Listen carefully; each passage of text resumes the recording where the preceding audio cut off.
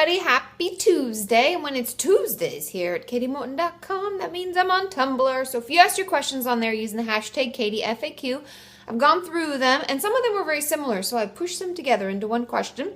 But I have 3, as well as a journal topic, so thanks for that. And yeah, so let's get going. First question. As a therapist, are there any topics or issues that you really don't care to work with or that just don't interest you? I know you particularly like to work with eating disorders, but are there any issues such as substance abuse or OCD that you don't find interesting or exciting to work with in patients? And there's a second question that said, is there ever a situation where you might refuse to treat a client? And I feel like these kind of go together. Now, as far as my own personal desire to work with a certain type of patient, or if I enjoy working with a certain type of thing, I technically and ethically cannot just say no to a certain type. I can't be like, I don't really like, I don't even know, an anxiety disorder, so I don't work with that. I just refer out. You can't do that ethically. However, if something is out of my scope of practice, let's say I don't have a training to work with severe anxiety, and I have a friend I know, a colleague who does it really well, then it's for the betterment of my client that I refer them. And that's primarily what I do. Oftentimes before I take a client into my office, I will even ask on the phone before I've even seen them, before I've said they'll be my client in general, I'll ask them what they're looking for help for, because once I get that information, then I can see if it's a good fit in my practice, because I don't take more than a few eating disorder patients at one time because they tend to be higher need, and a lot of my patients I see twice a week, and so it ends up taking up more time, and so therefore I only have so much time to give. So I have limitations on certain types of patients that I'll take. Also doing DBT with clients is very time consuming, so I only take so many of those clients that are on that track, and you can see how it kind of fills out, and everybody's practice is different. Now, there are certain things that I am not trained in, and certain tests I'm not trained to give. If somebody wants to be tested for ADHD or someone's working on ADD, that's not my specialty, and I'd be most likely to refer that out.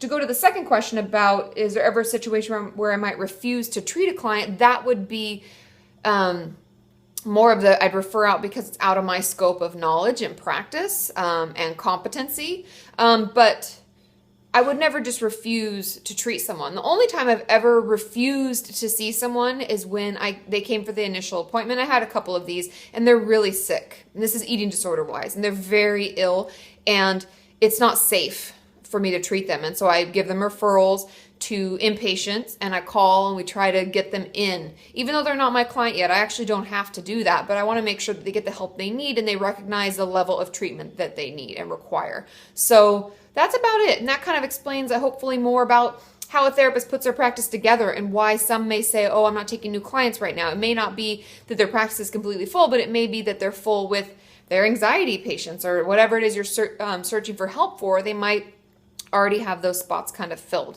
I hope that makes sense.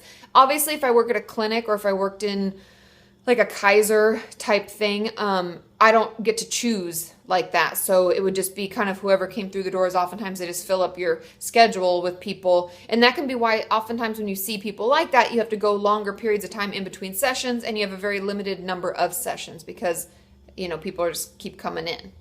Okay? Does that make sense? I hope that helps. Question number 2. Hey, Katie, is there a minimum age requirement for a child to be in therapy? I thought this was a good question, something I haven't talked about. How old is the youngest client that you have had, and what kinds of issues do young children usually come in for? Thank you. I thought this was a really good question because there really is no age limit. Depends on the person and what type of therapy you do. My first client ever, I was still in school. I think I was all of 22 years old. My first client, or I guess I was 23, of all time, she was 8 years old. So that's probably the youngest I've seen. However, people do therapy.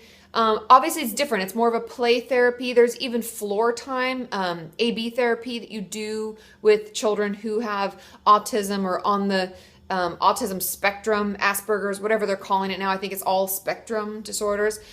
They do floor time therapy and certain types of therapy with them. So it really goes down as young, or speech therapists even. I know other types of therapy and things can go to when they're first learning to talk. So pretty young.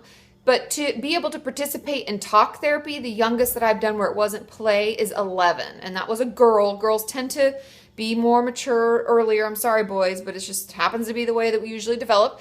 And I saw an 11-year-old, and she was very participative. She was able to talk to me about how she was feeling and have some insight. So that's about as young as I've gone. It depends on the type of therapy, though. If you're looking for your child, or if you're wondering for yourself, if you're up for doing play therapy, and as a parent, oftentimes you can sit in the room for parts of it if it helps the child feel more comfortable. But if you're wanting them to actually participate, it's all about the, cognitively how mature they are. Are they able to understand how they feel? Are they able to talk about it? Do they have insight into why they're doing certain things? You can see how it kind of unfolds that way. So that's just my experience. If any of you have different experiences or went in younger or older or whatever, you can let me know below. Let me know if you tried when you were younger and it didn't work or whatever. Okay?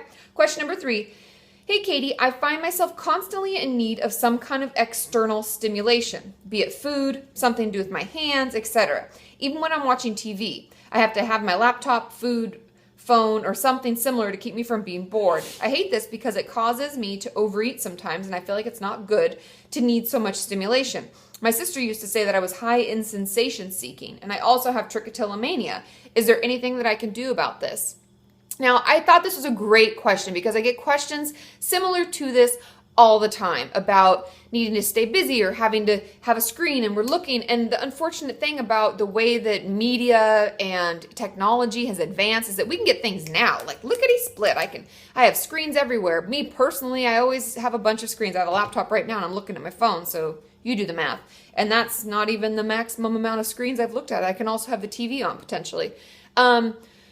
But the reason that we may seek it and we may desire to always have something going can have a lot to do with our anxiety level. So what I would do if you find yourself feeling this need is to seek out a therapist and potentially a psychiatrist in your area and start talking to them about it, because like trichotillomania and having to feel like you need to keep busy, you need to keep your hands busy, you need to be looking at things and doing things, has to do with anxiety. And so the more that we are able to control our anxiety and the better we are able to manage it, the less we'll feel that need and the lower our threshold for feeling stimulated will become. So I have a bunch of videos on anxiety. You can search Kati Morton anxiety at YouTube and you can find a bunch of tips and tricks on that. But that is the key component to those things. Obviously, trichotillomania, for those of you who don't know, is hair pulling. It can be eyebrows, eyelashes, hair here, hair on our arms, any kind of hair pulling. But it's anxiety driven, and in the DSM, it falls under anxiety disorders. So that would be my advice to you, would be to seek out help for anxiety. And I promise you, once you're finding ways to calm your mind and to help you soothe and self-soothe, or if there's medication that can help with your anxiety, whatever you can do to help kind of pull yourself back together and not feel so, like you have to have stimulation all the time, I think you'll start to feel a lot better. And if any of you have experience with this or have tips about how you best manage your anxiety, let us know below. Now, the journal topic today says, because it's National Suicide Prevention Week and tomorrow's Suicide Prevention Day, I thought I'd share this quote: "The best way out is always through," by Robert Frost. This person says, no matter what you're going through, you can get past it. Working through it may seem scary or painful, but there's always support for us and it will always be so worth it in the end. I thought this was great because oftentimes we try to look for loopholes and shortcuts and ways to get out of situations, but sometimes the best way to work through difficult things is to actually work through it. It can seem really hard and scary, but with the right support, going through means that we're finished with it. We're done with it. We haven't tried to avoid it, having it come back, and it's the best way to deal with things, and I really like that. So what does it say? The best way out is always through. Remember that. Have a great day. I'll see you tomorrow where I'm on the website, katimorton.com and YouTube. So ask your questions below this video using the hashtag KatieFAQ and I'll answer them. Okay, bye.